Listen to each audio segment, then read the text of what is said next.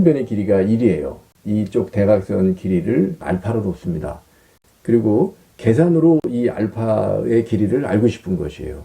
그러면 알파가 들어간 어떤 방정식을 만들어야 되겠죠. 알파를 x로 생각하는 겁니다. 미지수로요. 그렇게 해서 해보면 2차 방정식이 만들어져요. 근데 2차 방정식은 해가 둘이죠. 다른 한 근을 베타라고 하죠. 그 방정식에서. 그랬을 때 알파 마이너스 알파분의 1은 얼마겠느냐. 알파 베타는 얼마겠느냐. 알파 7제곱 플러스 베타 7제곱은 얼마겠느냐 하는 것입니다. 자, 우리가 길이를 구하기 위해서 일반적으로 쓸 수 있는 방법은 코사인 법칙이나 사인 법칙이나 아니면 피타고라스 정리라든지 이런 걸 쓸 수 있어요. 이것은 길이가 직접적으로 개입이 되는 식이죠. 사인 법칙이나 코사인 법칙 같은 거를 쓰려고 그러면 여기 개입되는 각도의 삼각함수 값을 우리가 알아야 되는데 이 오각형은 한 내각의 크기가 108도예요. 그러니까 우리가 사인의 값을 모르는 경우죠. 그래서 이제 그런 방법을 쓸 수가 없는 거죠. 이제 그런 경우에는 우리가 넓이를 이용할 생각을 할 수가 있어요. 이것도 도형 문제를 풀 때 아주 중요하죠. 삼각형 ACD는 밑변에다가 높이죠. 밑변은 1이에요. CD가. 높이는 요거 반 잘라 수식선을 내려서 피타고라스 정리를 적용하면 루트에 알파제곱 마이너스 4분의 1이 돼요. 또 삼각형 ABC는 이렇게 옆으로 비스듬한 거죠. 요거하고 같습니다. AB, 2하고도 같아요.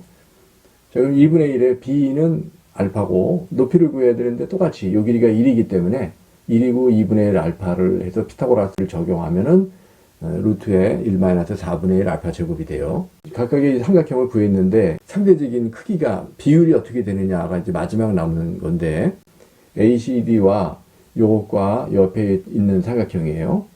근데 지금 보면 요 각도 BAC나 CAD나 요 각도가 세 개가 전부 같습니다. 정오각형에서는요. 108도인데 요 옆에 각도가 36도예요. 그러다 보니까 가운데 요 각도도 36도가 됩니다. 자, 그래서 요 삼각형 ABC는 어떻게도 볼 수가 있느냐면 2분의 1에 요 길이 요 길이죠. 1하고 알파 그리고 그 끼어 있는 각도를 세타라고 하면 사인 세타로도 구할 수 있죠.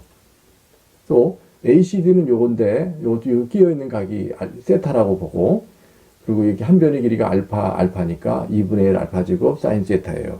그리고 둘이를 비교해 보면은 1대 알파의 비율입니다. 그래서 요거를 내가 안에 있는 것끼리 곱하고 바깥 것끼리 곱해가지고 쓰면 이렇게 돼요.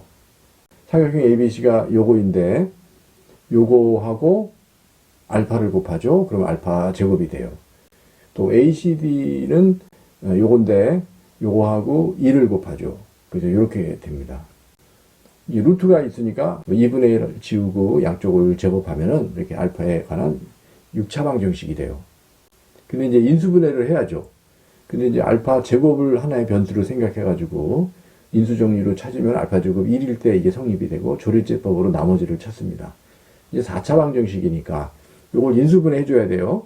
근데 이것도 꽤 많이 우리가 쓰는 거죠. 마이너스 3알파 제곱에서 마이너스 2알파 제곱으로 해서 하나 제곱 빼버리면 요거 완전 제곱이 되죠.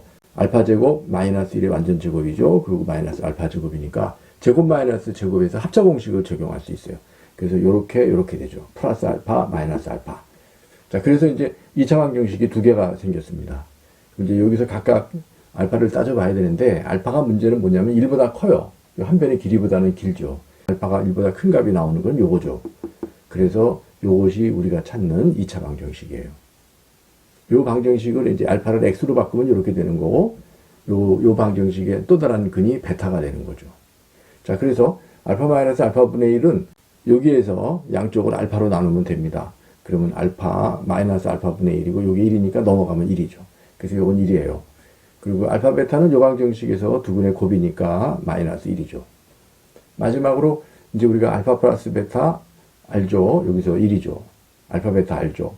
기본 대칭식을 알기 때문에 7제곱 7제곱을 하려면 3제곱 4제곱 해가지고 나머지 이걸 빼주면 되는데 그러면 3제곱 4제곱을 다 알아야 되니까 귀찮지만은 제곱 구하고요.